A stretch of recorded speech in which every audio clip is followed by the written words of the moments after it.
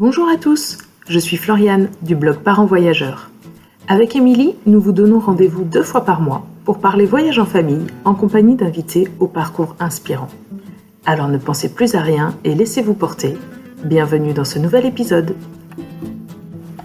Bonjour les parents voyageurs, j'espère que vous allez bien. Je suis très heureuse de vous retrouver pour ce nouvel épisode de podcast. Aujourd'hui, j'ai le plaisir d'accueillir Claire. Claire nous partage son expérience de voyage en voilier. Ils sont partis avec son mari et leurs 2 enfants pendant 1 mois naviguer dans les Caraïbes, entre la Martinique et les différentes îles de Guadeloupe. Un voyage qu'ils ont complété avec 1 mois de visite à terre, en Martinique et en Guadeloupe. Claire nous partage donc toute la préparation de ce voyage, parce qu'ils n'étaient pas marins avant cela. Donc ils ont vraiment préparé ce voyage plusieurs mois à l'avance en prenant des cours, etc. Donc elle nous raconte un peu tout ça, la préparation, le voyage en lui-même sur le bateau, quelques aventures qu'ils ont pu connaître. Et puis elle nous raconte ensuite le projet qu'ils sont en train de mettre sur pied, parce que suite à ce voyage, ils se sont vraiment rendus compte que l'itinérance était faite pour eux, pas forcément en voilier, vous allez le voir. Mais donc ils construisent un projet de voyage au long cours à partir de septembre prochain. J'espère que cet épisode va vous plaire. Je vous souhaite une belle écoute. Bonjour Claire, bienvenue. Merci beaucoup d'avoir accepté l'invitation de Parents Voyageurs. Merci à toi de m'avoir invitée. Je suis ravie d'être là. Ouais, c'est chouette, c'est un grand plaisir. Et donc aujourd'hui, on va encore partir en voyage. Ça va être super. On va prendre le bateau et je pense qu'on va parler d'un beau projet. Donc tu vas nous raconter tout ça. Est-ce que pour commencer, tu peux te présenter toi et ta famille? Oui, bien sûr. Donc je m'appelle Claire. Je suis mariée à Jérémy. Ça fait longtemps qu'on se connaît. On habite Montpellier et on a 2 garçons qui ont 10 ans et 7 ans. Ok. Et qu'est-ce que vous faites dans la vie? Oui, alors je suis kinésithérapeute et professeure de yoga. Ok. Et mon mari est artisan, il est fromager.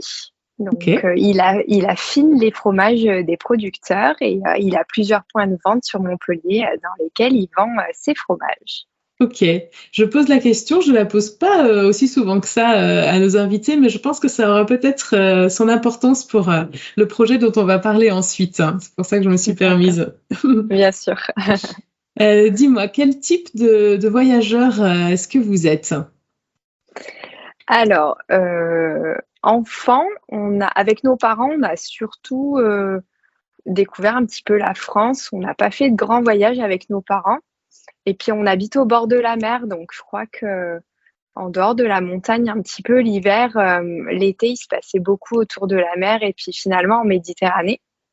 Par contre, on s'est connus jeunes, on était au lycée tous les 2. Et à partir du moment où on a pu mettre un petit peu d'argent de côté et pouvoir s'organiser, nous, on a rapidement eu envie d'aller loin et de découvrir plein de choses. Donc, finalement, on fait des grands voyages depuis qu'on se connaît et avant les enfants. Ok. Et est-ce que l'arrivée des enfants a changé quelque chose? Alors, l'arrivée des enfants, oui, dans le sens où on est toujours partis en vacances, mais on a privilégié la France. Alors que l'envie finalement de grands voyages, elle est arrivée, elle s'est maintenue à l'idée de devenir parent. Parce que je me revois enceinte de notre fils aîné, à découvrir dans des magazines des voyages, des familles qui faisaient des grands voyages en bateau, et à me dire, mais nous aussi, quand la famille sera en entier et formée, c'est des choses qu'il faudra qu'on partage avec eux et qu'on fasse. J'envisageais déjà des parenthèses dans notre vie future avec nos enfants autour de grands voyages pour tous les partages, les découvertes et l'ouverture que je projetais avec ce genre d'expérience en fait. Ouais, ok. Et donc, après l'arrivée de ton deuxième, du coup, vous avez mis cette petite idée, cette envie que tu avais ou que vous aviez, vous l'avez mise en œuvre? Alors, pas tout de suite. On a continué à faire comme beaucoup, réserver un Airbnb, prendre la voiture et puis découvrir de chouettes endroits. Mais finalement, France, un petit peu Espagne et le plus loin qu'avaient fait mes enfants, je pense que c'est la Sardaigne. Alors ça nous allait bien, ils étaient en bas âge et puis il nous arrivait de partir tous les quatre ou même avec des amis. Ils étaient petits et puis ça se faisait très bien comme ça. Et petit à petit, l'histoire de partir faire des aventures, connaître le bateau en famille, là c'est profilé. De plus en plus, et particulièrement après le premier confinement finalement, où voilà, le rythme avait changé, comme pour beaucoup. Je pense qu'on a un regard autre et puis on se dit qu'on avait des projets et qu'on les a encore dans un coin de la tête et que ce serait bien qu'on commence à voir ce qu'on en fait. Ouais. Et l'été, donc 2020, on a pris très peu de vacances. Tu m'as posé la question sur ce qu'on faisait tous les deux. On n'est pas salariés. On est tous les deux à notre compte et c'est vrai que cette année 2020 a été pas mal bouleversante. Ouais. Donc, on ne prend pas beaucoup de vacances. Et là, hiver 2020-2021 arrive et je pense qu'on accuse le coup de ce trop peu de vacances. Et là, on commence sérieusement à se dire comment on fait pour organiser ce grand voyage qu'on a toujours eu dans un coin de notre tête. Mon mari avait fait de la voile, lui, enfant. C'était son activité hebdomadaire, il a fait de l'optimiste et enceinte de mon premier, on avait déjà embarqué à bord d'un catamaran toute une semaine dans l'idée d'explorer les calanques de Cassis, de Marseille, Porquerolles, en apprenant à naviguer en même temps. Ça avait été une chouette expérience. Et là, on remet tous ces éléments sur le tapis et on se dit, allez, on refait une semaine de voile. Donc là, stage tous les matins. Et puis oui, on se projette bien. Ça me plaît autant qu'à lui parce que ça, c'était un paramètre important pour nous à l'idée qu'on soit deux capables de tenir la barre et d'assurer le gréement en fait. Et à partir de janvier 2021, on s'inscrit à un club de voile qu'on a pas très loin de la maison et on essaye de faire trois sorties par mois. Dans l'idée de se former. Parce que quand on contacte cette école de voile, c'est avec pour projet de devenir autonome et de pouvoir louer un catamaran pour pouvoir embarquer tous les quatre. Donc, et là, vous saviez déjà où vous vouliez aller, la période du voyage, ou c'était peut-être dans l'idée de voyager au long cours en bateau, ou c'était quoi le projet? Alors là, ce qu'on avait découvert tous les deux en voyage de noces, c'était la Martinique. Et on était repartis de Martinique en se disant, faudra qu'on emmène on s'est mariés, on avait déjà les enfants. Faudra qu'on retourne en Martinique avec les enfants. Les Antilles, c'est vraiment chouette. Et donc, c'était une destination qu'on voulait refaire. Et quand l'idée du bateau s'est profilée, sachant qu'on connaissait déjà un petit peu la Martinique et que c'était un super point de départ pour les îles Grenadines, on s'est dit, on a tout de suite pensé à cet itinéraire-là. Et donc, voilà, on part en cours de voile en disant aux instructeurs, bon, nous, dans l'idée, c'est que dans 9 mois, même pas, je te dis ça, dans 7 mois, on soit autonome, qu'on puisse atterrir en Martinique, louer un bateau et faire notre périple en autonomie. Okay. Et on a eu de super instructeurs, enfin des moniteurs, hyper chouettes, qui en plus connaissaient ces destinations. Donc, non seulement ils nous ont formés à la voile, mais déjà, on a commencé à peaufiner avec eux notre itinéraire et on a commencé à bien se projeter dans le voyage en prenant nos cours de voile tous les deux. Ok. Bon, du coup, parfaite transition. Je voulais un petit peu te demander comment on construit un itinéraire justement en bateau, parce que c'était la première fois finalement que vous envisagiez de partir. Donc, sur combien de semaines vous êtes partis? On est parti un peu plus d'un mois, donc 4 semaines et demie. Ok, donc c'était la première fois que vous envisagiez une telle durée en bateau, juste vous quatre, quoi. Et vous connaissiez l'île de la Martinique. Mais à terre. Voilà, à terre. Et donc, comment on fait quels sont les paramètres à prendre en compte quand on doit construire un itinéraire à la voile? L'indispensable à la voile, c'est la météo. Tu es tributaire vraiment du vent, des marées et des conditions climatiques. Donc là, dans l'idée, c'est si une destination t'attire, à quelle période de l'année c'est le plus propice. Mm. Il faut savoir qu'on voulait partir longtemps et là, on privilégiait les grandes vacances d'été. Or, les Antilles, elles sont plus favorables de octobre à avril parce qu'il y a des périodes de l'année propices aux ouragans. En tout cas, aux tempêtes tropicales. Et donc, d'ailleurs, ça commence en été, quoi, à partir d'août, à peu près, les tempêtes tropicales. Exactement. Voilà. À partir entre août et octobre, on te dit que c'est moins favorable de naviguer là-bas. Donc, c'est là qu'on s'est décidé pour mi-juin à mi-juillet en bateau. Donc, on a un gros mois avant août. Et donc là, après, tu cherches les blogs de famille qui ont fait la même chose que toi sur Internet, c'est une mine d'or. Et voilà, comme je te le disais, l'avantage, c'est qu'on a eu 2 instructeurs différents. Les 2 connaissent bien les Antilles. Les 2 ont fait la transatlantique et ont baroudé pas mal dans les îles des Antilles françaises et même autres. Et chaque cours de voile, finalement, a été l'occasion de se former et de discuter aussi de nos itinéraires pour avoir leurs conseils à eux aussi. Ouais. Ouais, ok. Donc, pendant tous les 7 mois, finalement, d'apprentissage un peu technique de la voile, du coup, vous avez co-construit votre itinéraire et pour être prêt, quoi. Exactement. Itinéraire qui a bien changé, puisque au fur et à mesure qu'on avançait, tout nous disait que ce ne serait pas les Grenadines. Il y a d'abord eu le volcan de Saint-Pierre-des-Grenadines qui s'est réveillé et qui a diffusé un énorme nuage de cendres, comme ça a pu être le cas à un moment en Europe, en Islande, et ça avait bien immobilisé un peu tout. Là, ça a été le cas. Donc, je me souviens plus exactement, il me semble, ça arrive peut-être en février ou en mars. Et là, on se dit, bon, les Grenadines paraissent compromises. D'autant que c'est un archipel qui rassemble plein finalement, de pays différents. Et là, je te parle de printemps-été 2021. Il était encore question de tests PCR, de zones de quarantaine suivant les destinations.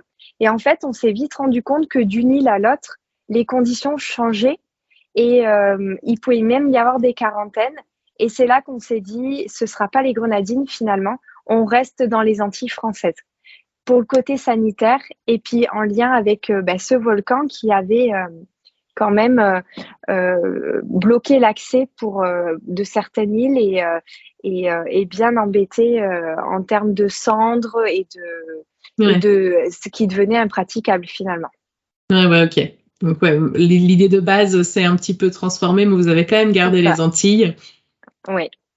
Et qu'est-ce que vous avez appris Alors moi, je connais pas grand-chose en bateau, en voilier, du coup, presque encore moins, j'ai envie de dire.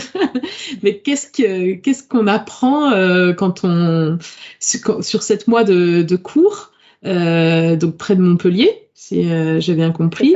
Est-ce que déjà vous arrivez à reproduire, je sais pas, est-ce qu'il y a des conditions particulières dans les Antilles par rapport à la Méditerranée ou globalement les conditions que vous allez rencontrer pendant vos cours, ça ressemble à ce que vous avez vécu après? Alors, l'avantage des Antilles, c'est que le vent prédominant, ce sont les alizés. Et c'est un vent qui est assez stable, assez constant. Et les Antilles sont réputées pour être favorables à la navigation. Il fait beau, il fait chaud la plupart du temps. Et sorti de la période des grosses tempêtes tropicales, ce sont des destinations assez favorables à ça. Nous, on a appris sur un monocoque à Montpellier, donc c'est-à-dire un bateau avec une seule coque, sachant qu'on allait loin à un catamaran. Pour un voyage en famille, le catamaran, c'est chouette. C'est donc 2 coques, c'est assez stable. Et c'est quelque chose qui se prête bien à cette destination. Okay. Donc, l'avantage, c'est que ça reste un voilier. Et du coup, ce qui est important, c'est le maniement des voiles. Parce que c'est ça qui va faire que tu sais te débrouiller en bateau. L'idée, c'est d'avoir une destination. En fonction de ça, tu t'orientes tes voiles selon le sens et l'intensité du vent, dans l'idée de te rapprocher le plus facilement possible de la destination visée. Donc tout ça, ça s'est fait autour de Montpellier sur un monocoque. Ce qu'on a fait, c'est que l'aventure a commencé bien avant, parce qu'il a fallu qu'on s'assure d'être autonome. Et une fois qu'on s'est jugé en confiance et puis capable de le faire, On a loué un premier bateau le temps d'un week-end, que tous les deux, parce qu'on n'avait pas pris les enfants. Là, donc le temps d'un week-end, ça y est, l'aventure démarrait. On sortait du port tout seul, tu vois, maître de notre bateau. Et ça a été l'occasion aussi ensuite de louer un catamaran pour là s'assurer qu'on était autonome en catamaran. Oui, parce que du coup, le catamaran, il est plus large, quoi. Voilà. Ouais. En fait, la différence, c'est qu'il fallait... Là, c'est dans tout ce qui est manœuvre de port. Ouais. L'avantage du monocoque, c'est qu'il est plus maniable. En tout cas, il prend moins de place. Catamaran, il fallait qu'on s'assure que le gréement des voiles était OK pour nous, c'était le cas. Et il fallait qu'on sache manœuvrer. Parce que qui dit navigation dit à un moment donné, enfin, pas tout le temps, mais souvent quand même un port dans lequel il faut entrer, se garer. Quand même de manière assez précise. Et à un moment donné, il va falloir ressortir de ce port et donc à nouveau manœuvrer. Et là, ça a été l'occasion pour nous de faire Porquerolles, l'île de Porquerolles, qui est donc en Méditerranée, pas très loin de chez nous. Et là aussi, ça a été l'occasion d'un beau week-end avec les enfants ce coup-ci. Et en rentrant de ça, eux avaient déjà un avant-goût de ce qui nous attendait. Ouais. Et nous, on était tranquilles à l'idée que c'était OK aussi à bord d'un catamaran.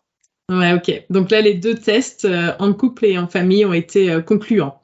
Même à bord du catamaran, on avait embarqué avec nous 2 couples d'amis et leurs enfants.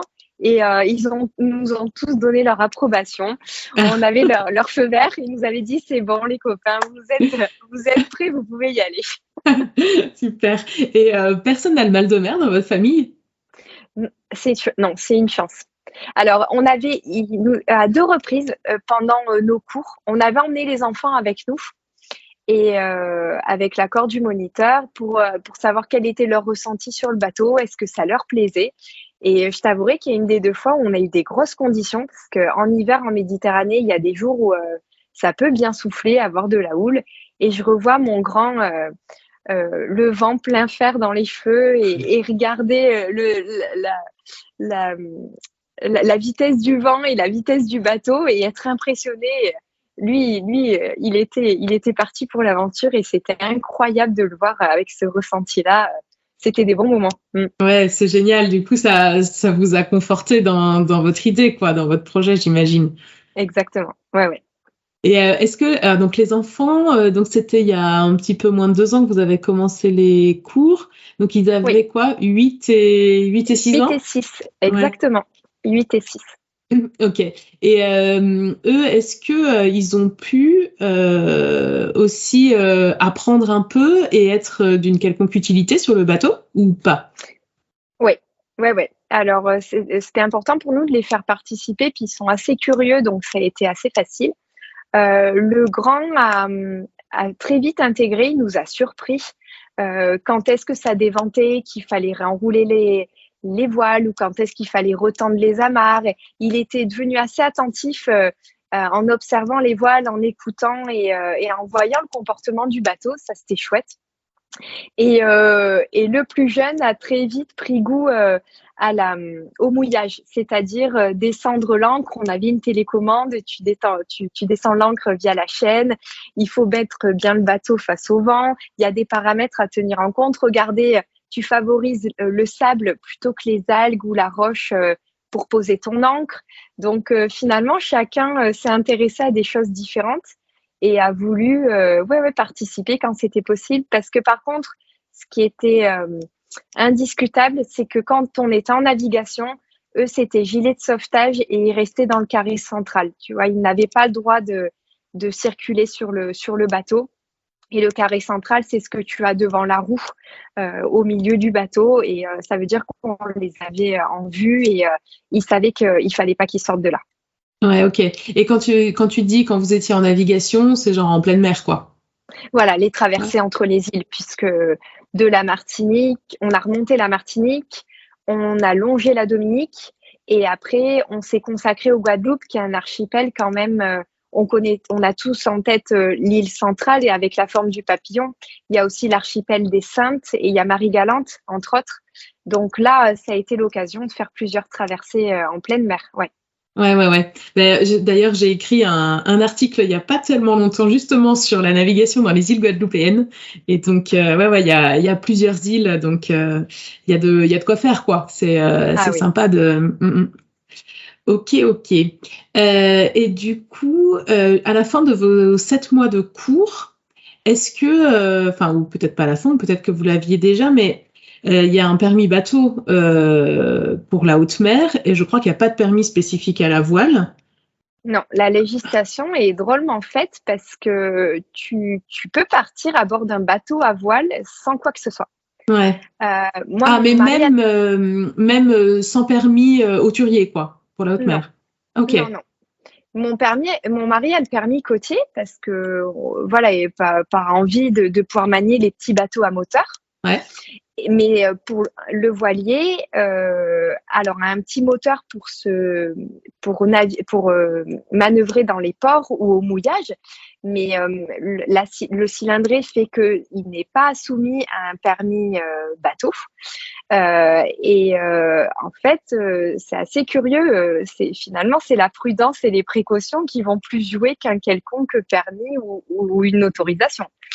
C'est-à-dire que, alors, le loueur, parce que nous, on a loué donc un bateau en Martinique, Ouais. le loueur demande ce qu'on appelle un CV marin, qui n'est autre que ta retranscription de tes expériences avec ta bonne foi et lui, la confiance qu'il peut t'accorder en fonction de sa fille.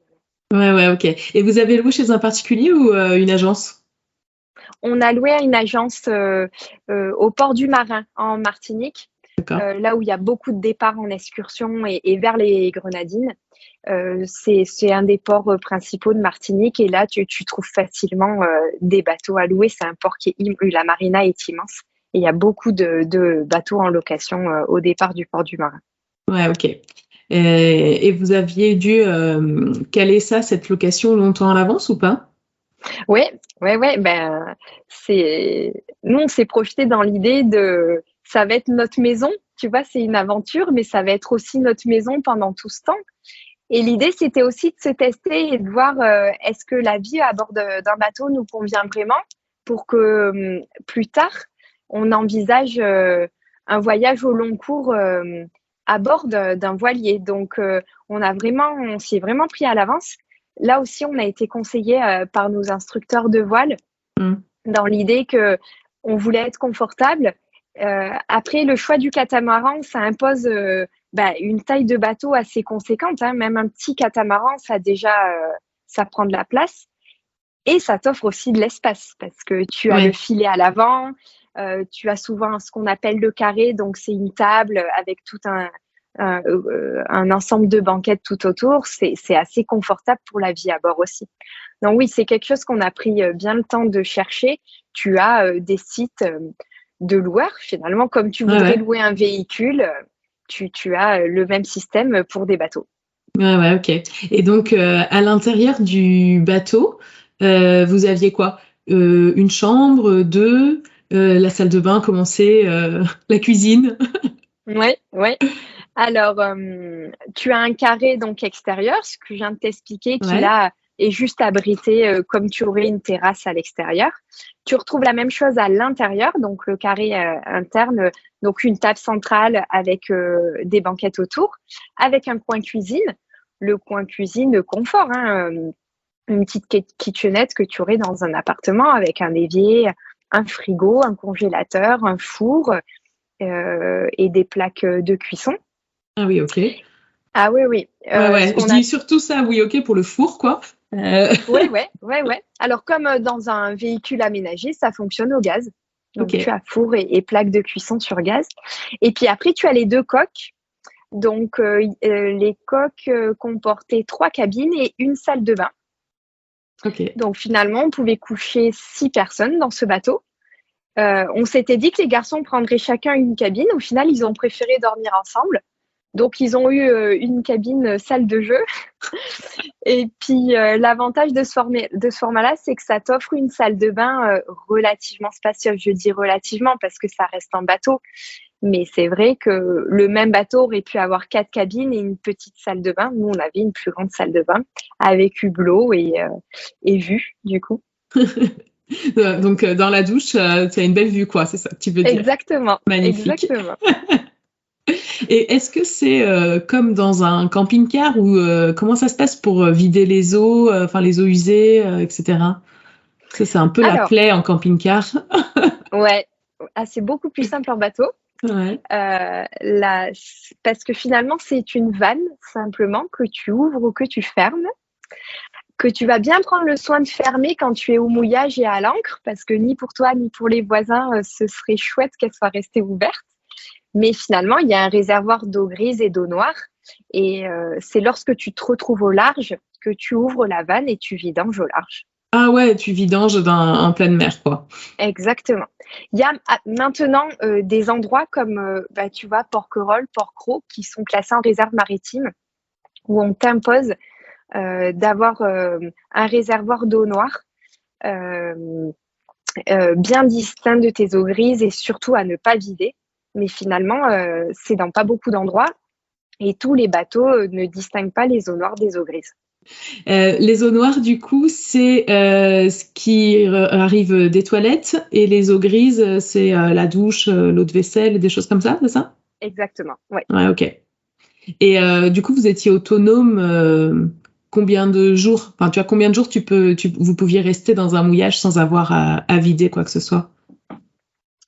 Oh, l'eau, si mes souvenirs sont bons. Alors après, évidemment, l'idée, c'est de faire très attention et que ce soit pour la vaisselle ou pour la douche. Mais dans mon souvenir, on restait quasiment une semaine sans avoir besoin de faire le plein d'eau. Et vider aussi, du coup. Une semaine tranquille, quoi. Oui. Écoute, ça n'a jamais posé problème. Parce que le maximum qu'on est passé au mouillage, je pense que c'était 4 jours d'affilée. Et au bout de ces 4 jours, en naviguant à nouveau et en pouvant vidanger au large, sans problème. Ouais, ok. L'eau, c'est un peu quand même le point central. Enfin, donc moi, j'ai juste l'expérience d'un voyage en camping-car, mais ça m'y fait penser. C'est vrai qu'il faut pouvoir remplir, quoi. Donc ça, dans tous les ports, en fait, j'imagine, t'as les infrastructures. Enfin, c'est pas trop un problème, quoi. Voilà, du moment que tu rejoins un port, tu as tout ce qui est carburant et eau. Ouais. Alors, c'est là aussi qu'il faut être sûr de tes manœuvres et de ta capacité à piloter ton engin parce que là aussi, c'est des moments de grande concentration et pour pouvoir t'amarrer. Mais oui, il y a toujours un point d'eau et un point de carburant dans les ports. Ok. Et est-ce que vous aviez, donc tu m'as dit le four et tout ça, donc ça marchait au gaz. Est-ce que vous aviez l'électricité quand même, peut-être avec des panneaux solaires ou Voilà, oui, oui. Ouais. Tu as les panneaux solaires pour tout ce qui est instruments de bord, Ouais. prises aussi, puisqu'on avait des prises pour pouvoir brancher tout ce qu'on avait à brancher. Et ça fonctionnait avec les panneaux solaires. Le frigo aussi, si mes souvenirs sont bons, contrairement à un véhicule aménagé. Le gaz, c'était seulement pour le four et les plaques de cuisson. Ah oui, ok, ouais. Ouais, c'est vrai que nous, on a déjà eu frigo au gaz aussi dans un camping-car. Ça marchait pas très très bien d'ailleurs. Bon, c'est parce que c'était un vieux. Bon, et du coup, comment s'est passé ce gros mois sur l'eau? Est-ce qu'il vous est arrivé des petites aventures comme on peut imaginer en bateau? Oui. Quand on dit que c'est l'aventure, ça a vraiment été l'aventure. C'est-à-dire qu'on a vécu des moments incroyables. Moi, le premier que j'ai, c'est quand on sort du port du Marin, donc, et qu'on est tous les quatre, on est à bord de notre bateau et que, tu vois, le champ des possibles s'ouvre, ça y est, l'aventure démarre. Là, il y a un sentiment de liberté qui est assez indescriptible. Ouais. Il y a de l'adrénaline, il y a forcément un peu d'appréhension, mais il y a il y a une excitation qui est quand même assez singulière. Là, le bateau, ce qu'il y a, c'est que tu peux le percevoir aussi quand tu nages et tu t'éloignes un peu du bord, c'est qu'assez vite, tu as l'impression d'être très loin. Tu ne l'es pas réellement, mais tu as un tout autre regard sur la Terre. Tu es bien conscient que tu es au milieu des éléments et que tu vas faire ce que tu peux pour coopérer de la meilleure des manières avec eux, mais tu te sens quand même un peu tout petit. Hein. Ouais. Donc, Ce qui est génial dans ce genre de destination, c'est qu'on a accès à plein d'endroits où on va être seul au monde. Le mouillage est pour nous, les plages sont superbes, l'eau est cristalline et c'est juste incroyable. Passer toute une journée jusqu'au coucher du soleil seul sur ton bateau dans un endroit comme celui-là, c'est incroyable. Alors, autant on nous annonçait que c'était un endroit où la navigation est hyper favorable parce que, comme je te le disais, les vents assez constants, autant les navigations ont été beaucoup plus sportives que ce à quoi on s'attendait. Ok. Dans le sens où on était prévenu que quand tu passes les canaux, c'est-à-dire les bras de mer ou d'océan entre deux îles, là, ça secoue. Il y a plus de houle, il y a plus de vent, ça fait comme un couloir et tu le sais. Mais ce qu'on prenait bien soin de faire, c'était de naviguer sous le vent des îles, c'est-à-dire plutôt côté Caraïbes et pas côté Atlantique. Justement, parce que ce sont des endroits réputés pour avoir moins de rafales, du vent un peu plus constant et moins intense. Eh bien, écoute, ça a été le cas parfois, mais parfois non. Et pour avoir croisé plein de familles qui ont l'habitude de naviguer et des Bretons, des gens de La Rochelle et qui ont toujours fait du bateau, côté Atlantique en plus et en France, eux nous ont dit quand même qu'ils étaient étonnés et qu'ils pensaient que les navigations seraient moins sport que ça quand même. Je ne sais pas si c'était la période, je ne sais pas si c'est parce qu'on sous-estime les alizés, mais oui, la voile, c'est du sport. Et comment ça se matérialise finalement? Qu'est-ce que vous avez à faire en fait sur un bateau quand ça souffle un peu trop ou un peu pas dans le sens que vous voulez ou vous, qu'est-ce que ça implique concrètement? Ça implique concrètement que ton bateau va devenir moins maniable. Tenir ton cap, ta destination devient plus difficile parce que le vent souffle.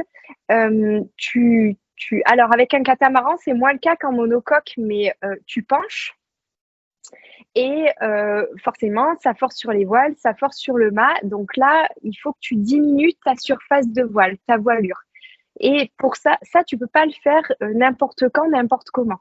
C'est-à-dire, dans l'idée, si tu as le vent plein fer, tu pourras pas enrouler ta voile et diminuer ta voilure. Donc, ça demande des manœuvres, de se rapprocher le plus possible face au vent pour mettre ce qu'on appelle un ris ou deux ris. Ça veut dire diminuer ta voile et avoir une surface de voile qui correspond mieux à l'intensité du vent. Donc ça, c'est toujours des décisions assez rapides à prendre et des manœuvres assez rapides à mettre en place. Et c'est là où c'était hyper important qu'on soit deux à savoir ce qu'il y avait à faire et à savoir comment s'y prendre. Parce que là, tu as un côté militaire imparable qui s'impose et faut être synchronisé, savoir exactement qui fait quoi. Et dans ces cas-là, toujours les enfants dans le carré et qui nous questionnent pas à ce moment-là, qui juste attendent que les manœuvres soient faites et ils le savaient de toute manière. Et une fois que ça y est, on connaît notre vitesse de croisière, tout était redevenu plus calme parce que on avait les voiles qui allaient bien, la direction qui allait bien et que c'était à nouveau plus stable. Là, ils le sentaient. Ouais, ok.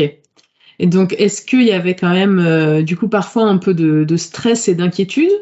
Ou alors, comme vous aviez été bien formé, vous saviez ce qu'il y avait à faire, alors vous êtes hyper occupé, c'est un peu sport, mais il n'y a pas d'inquiétude. Comment ça se passe dans vos têtes? Il y a eu un peu plus d'inquiétude pour notre retour parce que notre dernière grande navigation, elle s'est faite au départ de Marie-Galante pour revenir en Martinique. L'inconvénient qu'on a eu, c'est qu'on n'a pas pu faire escale en Dominique, qui est l'île entre la Martinique et la Guadeloupe, parce qu'eux étaient encore fermés pour des raisons sanitaires. Malheureusement, en Dominique, ils vivent du tourisme. Ils ont une grande période sans touristes et sans aide comme nous, on a pu en avoir en France. Et on avait entendu certains témoignages de voyageurs qui avaient eu tendance à se faire un petit peu embêter, voire voler. Il y a on a eu entendu dire qu'il y avait des pirates à hauteur de la Dominique et que dans l'idée, c'était de traverser en journée, de ne pas s'y arrêter et que c'était des conditions qui étaient OK comme ça. Donc, on a été obligé de faire de grandes traversées dans le sens où on a dû rallier la Martinique à la Guadeloupe d'une traite. Et là, il y en avait pour environ 10 heures de navigation. Il fallait partir au lever du jour, pour pouvoir arriver avant le coucher du soleil. Et donc, de retour au départ de Marie-Galante jusqu'à Saint-Pierre, qui est au nord de la Martinique, là, on a eu des grosses conditions parce qu'on avait beau avoir checké bien la météo en amont, partir très tôt et savoir quel cap on allait prendre et quelle taille de voile il nous fallait en fonction du vent qu'il y aurait. Ce qu'on ne pouvait pas prévoir et qu'on ne savait pas, c'est qu'il y a eu des rafales, mais des rafales intenses à des endroits où on ne s'y attendait pas non plus, sous le vent des îles, et avec de la houle entre les îles dans les canaux qui étaient énormes. Et là, quand tu vois quelle taille peut faire la houle dans ces moments-là, bah, tu fais confiance à ton bateau. Tu te rappelles de tout ce que tu as appris, tu es le plus précautionneux possible, mais tu attends que ça passe aussi parce que finalement, quand tu as réduit ta voile au maximum, que tu as ton cap à tenir et que tu vois que ça va aller, mais que c'est quand même hyper sport, et ben, tu fais ton maximum et tu attends que ça passe et tu continues. Ouais, là, ça a été sport. Mais est-ce que vous avez eu peur à des moments que le bateau se renverse, que je sais pas, qu'il y ait une voile qui se déchire, que le mât se casse non. Non. Pas moi. Mon mari me dira après coup qu'il espérait que le mât, parce que le mât craque toujours un petit peu, mais comme il disait, il aurait été moins inquiet sur un monocoque finalement. Un monocoque, ça se couche. Un catamaran ne se couche pas. Tu démasses. Ouais. Voilà, le mât se casse. Et bon, il me l'a dit après coup et finalement plutôt en rigolant, mais ce sont des choses auxquelles tu penses forcément dans ces moments-là, ouais. Ouais. Et les enfants n'ont pas ressenti votre inquiétude, enfin, ou est-ce qu'ils en avaient conscience un peu des conditions difficiles? Alors, le plus jeune a une capacité à dormir pendant les navigations et quelles que soient les conditions, incroyables. Je pense que lui, le bateau l'a bercé. Quelle chance! Donc, même dans les conditions que je viens de te raconter, lui, il a dormi. L'aîné, qui n'a pas le même tempérament et qui n'a pas tendance à dormir ni en voiture ni en bateau, lui s'en est un peu plus rendu compte. Et quand tu es en train de manœuvrer et que tu l'entends te dire, moi, j'aurais quand même été plus rassurée qu'il y ait un professionnel avec nous. Tu lui dis, non, chérie, on gère. Oui, ça secoue, mais ne t'inquiète pas. Et je le pensais réellement. Mais voilà, ça, c'est quelque chose qui reste en mémoire et qui nous a fait rire, mais qu'après coup, finalement. Oui, j'imagine tout à fait. Parce qu'en plus, toi, tu as l'esprit occupé par ce que tu dois faire. Même si tu gères la situation, ton esprit est complètement concentré à ce que tu dois faire, en fait. Donc, tu n'as pas trop le temps, j'imagine, de t'apesantir un petit peu sur ça. En plus, dis-toi qu'avant notre départ du marin, on était passé par une boutique de pêche pour pouvoir pêcher à la traîne, c'est-à-dire que tu fixes un fil et pendant que tu navigues, tu mets un appât au bout de ta ligne et le mouvement du bateau finalement attire le poisson. Il y en a plein qui pêchent comme ça. On n'a jamais rien pêché. Jamais. C'est-à-dire ni au mouillage, ni pendant nos traversées, jamais. La seule fois où on pense qu'on avait une prise, c'est dans ce moment-là précisément. La ligne tirait tellement que j'ai dit à mon mari, écoute, on ne peut pas s'occuper des voiles, de la barre et de la ligne. Donc, il y a un moment, tu coupes. Et il m'a regardé. Est-ce que tu es vraiment sûr de ça? Oui, tu coupes cette ligne. On ne saura jamais si c'était la prise du siècle ou seulement, tu vois, un amas d'algues et de sargasses. Mais c'était tout sauf le moment de remonter notre ligne. On ne saura jamais. Bah, vous pouvez tout imaginer. Ouais, dans le sens que vous voulez finalement. Mais c'était peut-être la dorade coryphène qu'on ne pêchera jamais. Peut-être. Non, mais sinon, l'amas d'algues, t'as raison, ça peut arriver aussi. Et du coup, vous auriez été terriblement déçus. Disant que c'était un amas de sargasses, tu vois, et qu'il fallait pas s'encombrer de ça au moment où on devait diminuer les voiles. Bon, et du coup, alors, pendant les moments moins sportifs, comment s'organise un petit peu la vie de tous les jours en fait? Parce que donc vous avez passé un tout petit peu plus d'un mois en bateau. Quand vous êtes au mouillage, vous en profitez pour visiter les îles? Ou alors est-ce que vous êtes resté quand même plus à profiter de la mer? Les deux. On a à bord du bateau, on avait une annexe avec nous, donc un petit bateau gonflable avec un moteur qui nous permettait de rejoindre le port, la plage ou ce qu'il y avait aux alentours. Ce qui nous a permis, par exemple, dans un endroit comme Malandur en Guadeloupe, d'aller nous-mêmes avec notre propre annexe sur l'île Pigeon qui accueille la réserve Cousteau. Elle Donc c'est une réserve naturelle qui est préservée et là où on a une chance incroyable, c'est que c'est un endroit où nous on s'est rendu à 8 heures le matin, alors qu'aucune société d'excursion ou de bateau de plongée n'était encore là. Et on a eu le luxe d'avoir la réserve Cousteau et l'île et Pigeon pour nous seulement, parce qu'on était à 5 minutes de là avec notre annexe et pour pouvoir s'y rendre. Donc, ça nous a servi pour aller faire nos courses parce que il y a bien des moments où, faute de pêcher, il fallait remplir le frigo, pour aller à la laverie, pour aller et puis tout simplement pour aller à la plage parce que il te faut un minimum de profondeur pour pouvoir jeter l'ancre. Et même si il y a des fois on arrivait d'être assez proche de la plage, c'était toujours un peu loin à la nage. Donc dans ces cas-là, l'annexe était bien utile aussi. Ouais, ok. Parce qu'après, tu m'avais dit, vous êtes, est-ce que c'était un autre voyage ou la suite, vous avez visité en fait la Guadeloupe et la Martinique en terrestre? C'est ça. Une fois qu'on a rendu le bateau, on avait réservé un Airbnb en Guadeloupe et un autre en Martinique et on a prolongé 1 mois de plus pour faire à terre cette fois-ci avec une voiture de location, des randonnées ou des excursions qu'on n'a pas pris le temps de faire quand on était en bateau pour aller voir d'autres mouillages, d'autres criques et d'autres endroits sur la côte. Ouais, ok. Bon, un super mix du coup. Vous avez vu côté pile et côté face, quoi. Exactement. Est-ce que vous avez fait des rencontres parce que bon, quand on voyage, on fait souvent des rencontres, alors évidemment des locaux, mais je pense aussi à d'autres voyageurs. Comment ça se passe quand on est dans un mouillage? Enfin si, peut-être c'est le cas, vous étiez tout seul ou pas? Enfin, j'imagine que vous n'êtes pas les seuls à naviguer à cette période-là dans cette région-là du monde. Non, on était quand même à une période où il y avait moins de monde que d'habitude, donc on a connu des mouillages où on était quasiment seul ou très peu, alors que d'habitude, ce sont des endroits très prisés. Mais oui, quand on jette l'ancre à un endroit et qu'on a des voisins bateaux qui ont aussi des enfants à bord et qui sont des familles comme nous, le contact se fait très facilement. Surtout que la plupart sont armés de paddles, de kayaks ou d'annexes comme nous. La communication se fait très facilement d'un bateau à l'autre. Et ce qui s'est produit une fois, c'est que notre loueur décorait d'une manière assez particulière la coque du bateau. Et on s'est retrouvé à arriver dans un mouillage avec des voisins qui avaient la même décoration que nous sur le flanc de leur bateau. Et ça, par exemple, ça a ouvert la discussion assez facilement.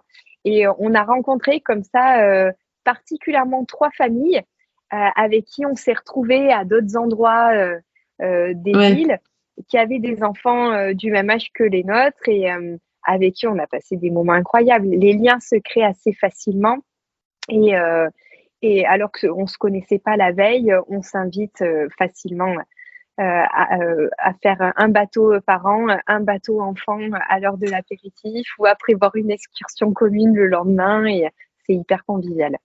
Ouais, c'est chouette. Ça fait des bons souvenirs, quoi. Et du coup, vous avez des camarades de voyage aussi, des moments à vous 4 et des moments avec ces nouveaux amis, quoi, de voyage. C'est assez chouette, ouais. Est-ce que le retour n'a pas été un peu trop dur après ces 2 mois quand même alors, je ne sais pas si tout a été idyllique, mais après ces 2 mois super chouettes dans les Caraïbes. Alors, ça n'a pas été idyllique, évidemment. Il y a eu des moments géniaux, il y a eu des ratés dans une moindre mesure, hein, et on a rebondi tout de suite et toujours trouvé d'autres solutions. Ça a été 2 mois hors du temps, finalement. Été 2021, en plus, le contexte faisait que la sensation de liberté et d'ouverture était d'autant plus grande, je pense, après toutes ces restrictions et ces périodes de confinement. Oui. Et ça a été le premier voyage où j'ai rédigé un carnet de voyage que je partageais avec ma famille. Donc, on publiait des photos et je décrivais un peu ce qu'on vivait. Et ce carnet de voyage, je l'ai clôturé à l'aéroport en arrivant de Fort-de-France à Paris et en attendant le vol pour revenir sur Montpellier. Et c'est là que j'ai pris le temps de rédiger la dernière étape et finalement le mot de fin de ce carnet de voyage. Et je te cache pas que c'était avec beaucoup d'émotion. parce que c'est 2 mois qui m'ont semblé bien plus longs que ça. C'est 2 mois où on a passé beaucoup de temps à quatre et à créer des souvenirs précieux. C'est 2 mois où on a fait beaucoup de rencontres. Mon plus grand s'est initié au surf, a adoré ça et s'est super bien placé. C'est super bien débrouillé. Mon second a appris à nager sans brassard en sautant du bateau dans une crique. Mon mari adore surfer. Il a fait plein de sessions de surf de manière incroyable. Moi, je me revois faire mes sessions de yoga. Le catamaran me donnait la place pour ça, que ce soit sur le sable ou sur le bateau, sur un ponton ou dans une capitainerie. Enfin, tous à notre manière, on a vécu des choses géniales et assez incroyable. Et oui, le retour a été compliqué et quelque part nous a encouragés à nous dire qu'est-ce qu'on fait la prochaine fois et à nous motiver à recommencer de belles aventures comme ça. Et avec un peu de recul, beaucoup de fierté aussi parce que nous, on avait la tête dans le guidon, on avait un voyage à prévoir et puis après, on a vécu notre voyage. Mais une fois que ça a été un peu plus digéré et avec un peu de recul, on s'est rendu compte de tout ce qu'on avait mis en place pour pouvoir nous permettre de faire ça et fier de nous finalement en se disant on n'était pas autonome en bateau il y a encore un an de ça et là on rentre de 2 mois aux Antilles et on a vécu des choses incroyables. Donc on voulait ouvrir le champ des possibles, je crois que c'est vraiment ce qu'on a fait. Et on s'est aussi levé plein de freins ou de blocages vis-à-vis de nous-mêmes en se disant que quand quelque chose nous motive et que on a l'énergie et vraiment l'envie pour le faire, tout est possible. Ouais, mais honnêtement, je te pose cette question parce que ça me parle beaucoup et aussi ta réponse finalement. Parce que nous, c'était il y a 5 ans et demi, on a fait un break de 2 mois où nous, on a voyagé en Océanie. Donc pas en bateau, mais quand même. Et bon, moi, ça fait 5 ans et demi que je ne rêve que d'une chose, c'est de repartir au long cours en fait. Et bon, du coup, c'est vrai que même, enfin, sur Insta, moi, je suis beaucoup de familles voyageuses qui partent un an, parfois plus, parfois sans date de retour. On en a interviewé beaucoup dans le podcast aussi. Et à côté de ça, on se dit, 2 mois. À côté de ça, c'est rien du tout. Mais en fait, c'est vraiment 2 mois où déjà, le sentiment de liberté et de maîtrise totale de ta vie, j'ai envie de dire, a tout à fait le temps de se mettre en place. Et tu as l'impression d'être parti beaucoup plus que ça, quoi.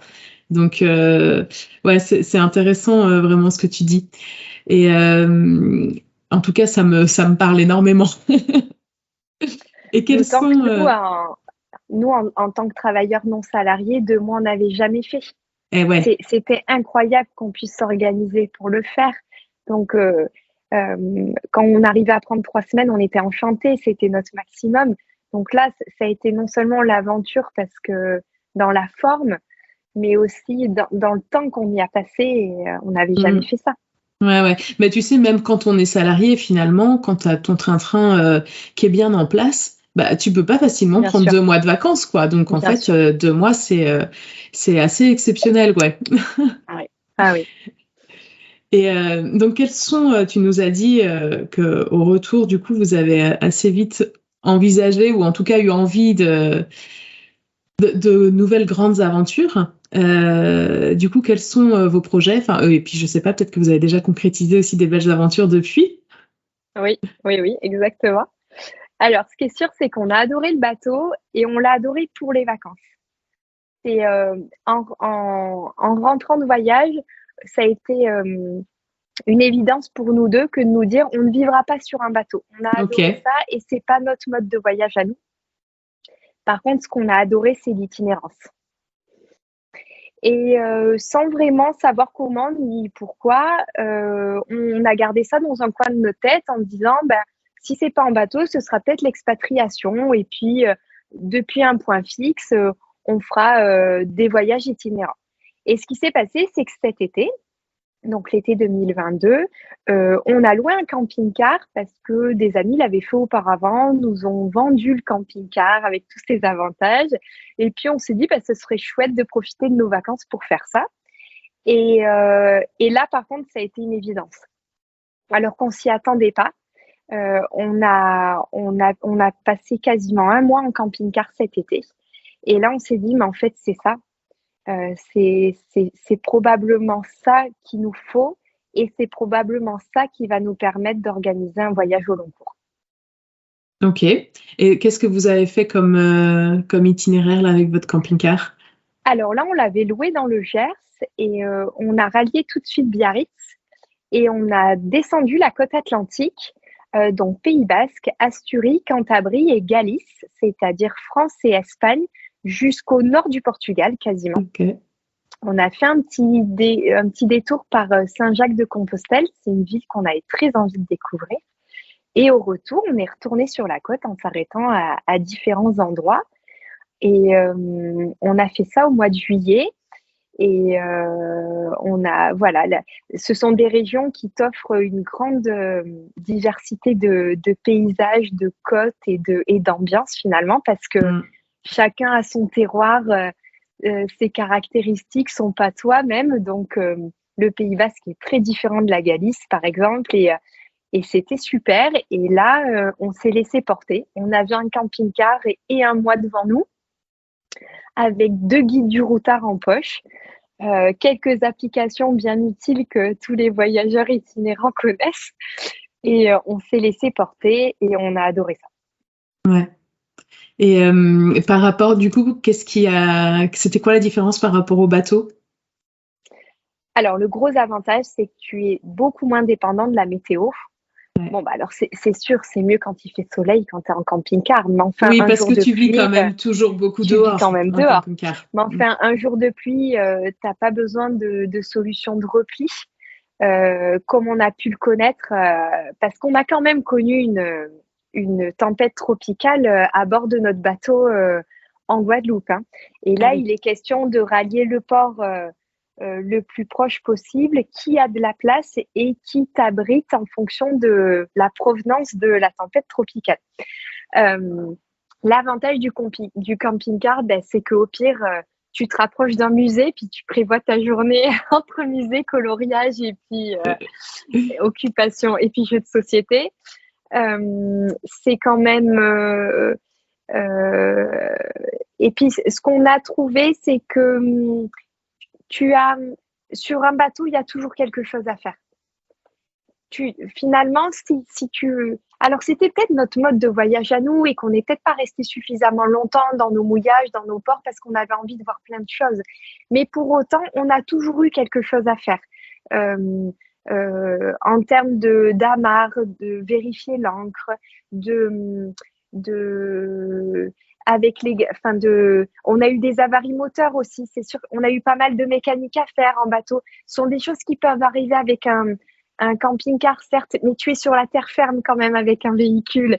Et finalement, si tu es immobilisé un peu plus longtemps, c'est pas très grave. Et en termes de logistique, on a trouvé ça assez facile aussi. Donc, le bateau nous a très bien convenu et on le garde pour les vacances. Et là, dans l'idée vraiment de tenter l'itinérance au long cours, le camping-car nous conviendrait tout à fait.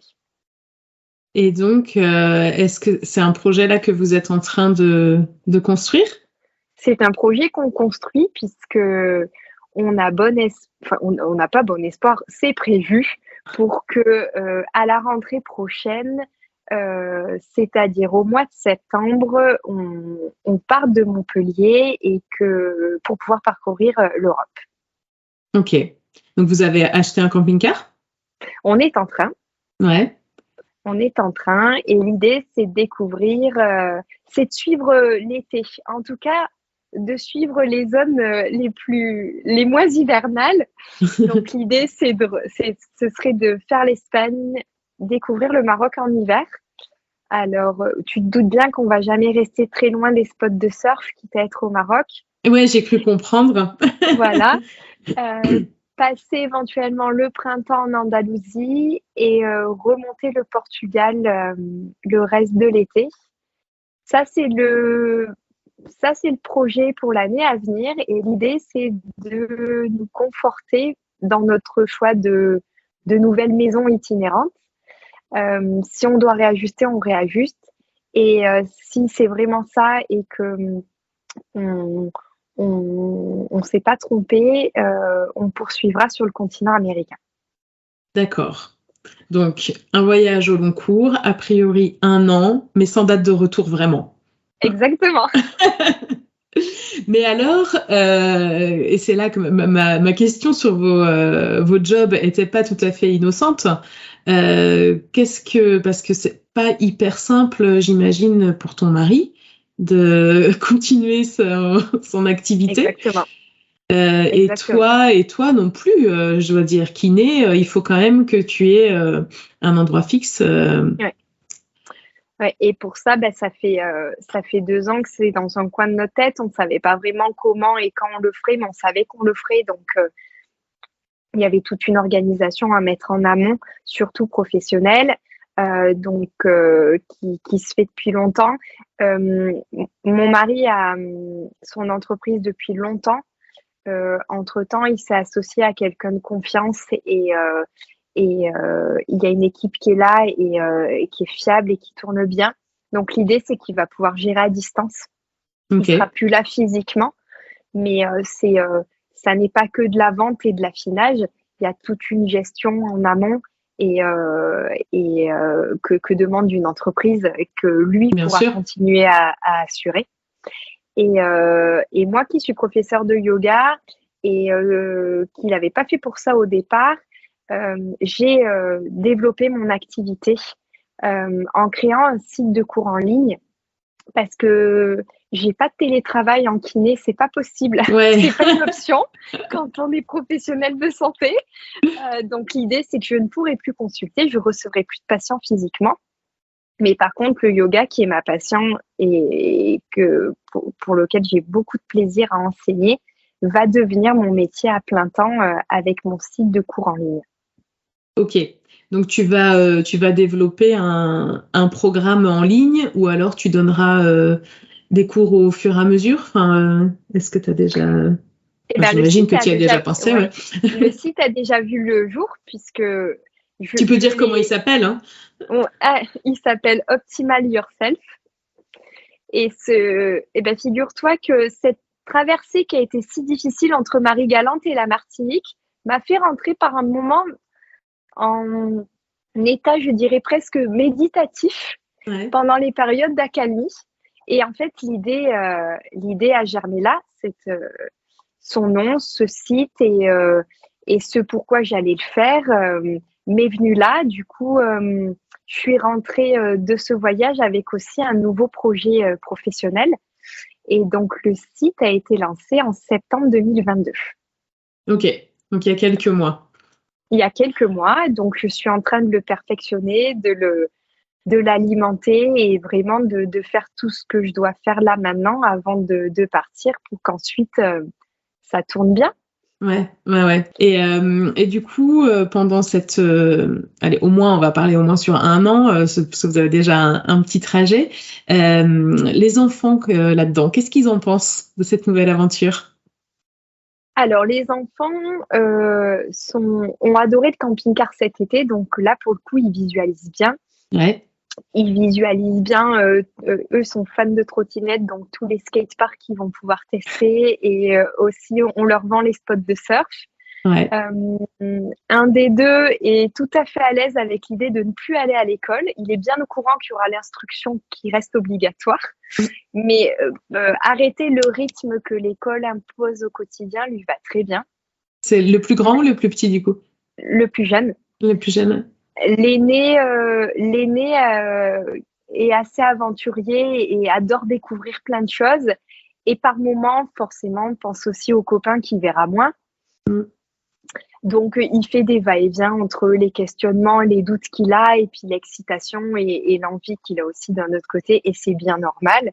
Dans l'idée, globalement, ils sont hyper acteurs de notre recherche de véhicules et donnent tout à fait leur avis sur quelle sera leur chambre et qu'est-ce qu'on va pouvoir vous mettre dans la soute et emporter avec nous. Oui, il va peut-être falloir aussi laisser du coup des choses Enfin, vous allez garder votre maison en attendant ou vous la... Oui, on va la louer. Ouais, ok. Mais Ok, donc ok. l'idée, oui, c'est de faire un gros tri en amont. Et oui, parce qu'un camping-car, c'est pas très grand quand même. Et puis ça apprend à vivre avec moins et c'est très bien aussi. Ouais. Ils sont en quelle classe, vos enfants? CE1 et CM1. Ah oui, ok. Donc ce sera pour le CE2 et le CM2. Ouais, ouais, ok. Et d'un point de vue école, comment vous vous projetez dans ce rôle de professeur? La chance qu'on a, c'est qu'on a une grand-mère institutrice qui va être notre alliée à distance, mais notre alliée quand même. Et l'idée, c'est que on se réunisse avec leurs enseignants, qu'on garde les ouvrages euh, dans la continuité de ce qu'ils ont fait cette année, en tout Ouais, cas en mathématiques et en français, parce qu'on a fait le choix de l'instruction libre, ouais. l'instruction en famille. Et donc l'idée, c'est de continuer le CE2 et le CM2 vraiment sur la lancée de cette année, donc avec les mêmes ouvrages et, euh, et en correspondance, en tout cas en restant en lien avec leurs enseignants. On habite dans un petit village et dans une petite école et on sait qu'on pourra s'adresser à eux par moment si besoin, donc ça c'est chouette. Ouais, ouais, oui, je trouve ça super chouette, ça. Il y en a plusieurs qui arrivent comme ça. Alors, ça dépend de la taille de l'école, probablement, de la relation qu'on a avec les enseignants et puis de leur disponibilité aussi. Mais je trouve que c'est vraiment super chouette de garder le lien avec l'école. Alors, soit d'une manière pour rassurer les parents et vous accompagner dans les apprentissages, et puis aussi peut-être pour partager avec les camarades, quoi. Oui, oui, oui. Donc bon, pour le moment, allez, vous êtes les enfants, ils sont à 1,5, complètement convaincus, et puis il y a un demi chez ton aîné qui, On va dire qu'ils sont à 80% du temps convaincus et qu'il ouais, y a par moments des interrogations et des inquiétudes et qui sont tout à fait normales. Et ouais, c'est ouais, l'occasion évidemment. d'entamer plein de discussions à ce sujet. Et c'est comme ça aussi qu'on prépare le voyage. Ouais. Et alors justement, où est-ce que vous en êtes là des préparatifs? On enregistre fin janvier, donc on est quoi à février, mars, avril, mai, juin, juillet, 7 mois du départ? À l'heure où je te parle, mon mari est parti visiter un véhicule. Moi, je suis restée là avec toi. Donc, il va être mes yeux pendant cette visite. On a bon espoir que, en tout cas, sur le papier, tout correspond à notre recherche. On a aussi l'appui on a fait appel à quelqu'un euh, qui, euh, qui connaît bien le monde du véhicule aménagé, qui connaît nos besoins et qui, si besoin, se déplace lors des visites pour nous rassurer quant à l'état du véhicule et l'utilisation qu'on pourra en avoir. Attends, excuse-moi, je te coupe, c'est un genre de courtier en véhicule aménagé ou? Ouais, Ouais, exactement, c'est ça, ok. c'est ça. Je Alors savais maintenant, pas que ça existait. ouais, alors c'est super, c'est un super allié, hein. Ils se font connaître sur YouTube, hein. Tu as plusieurs personnes qui font ça. Ils ont une chaîne où ils présentent les modèles et puis ils expliquent tous les points de vigilance lors d'un achat. Et ils proposent aussi leurs prestations pour t'aider dans ta recherche et venir expertiser un véhicule que tu envisages d'acheter. Ok. Donc nous, ça nous rassure bien. Ah ouais, tu Et m'étonnes, puisque tu peux quand même avoir des mauvaises surprises hein, sur Enfin, déjà, quand tu achètes un véhicule d'occasion, tu peux, même si c'est juste une voiture, tu peux avoir des mauvaises surprises, mais un camping-car d'autant plus que tu as pas mal, enfin, t'as notamment la mécanique du véhicule, mais après, il y a tous les accessoires qui sont pas aussi accessoires que ça, quoi. c'est ça, on choisit notre moyen de transport et notre maison en même temps. C'est ça, ouais, Et, c'est comme l'achat d'une maison. exactement. Il faut que la mécanique soit OK, que la configuration de l'espace de vie nous convienne, l'espace de stockage, enfin, des paramètres, il y en a des dizaines et des dizaines. Ouais. Donc, il y a plein de points de vigilance à avoir. Donc, écoute, à l'heure où je te parle, on n'est pas loin de l'avoir trouvé et je suis tout à fait confiante à ce niveau-là. Et au niveau professionnel, il y a un rétro-planning qui est fait là jusqu'à septembre et y compris pour la location de la maison. On a les locataires, donc ça c'est super. Ah, chouette. Ouais. Mais on a des locataires qui louent pas un meublé, donc le rétro-planning va aussi nous permettre de prévoir tout ce qui est vente, tri, déchetterie, données. Enfin, tu imagines un peu. Donc oui, il y a énormément de choses à prévoir. pour ça, votre podcast est une mine d'or. Les blogs de famille aussi, donc on se documente beaucoup. Et oui, on planifie tout ce qu'on peut planifier d'ici septembre. Ouais. Bon, 7 mois, vous êtes vraiment bien quand même en termes de timing. On connaît des familles qui, 7 mois avant, n'avaient pas encore eu l'idée de partir. Donc, Ouais. Oui, on préfère faire comme ça.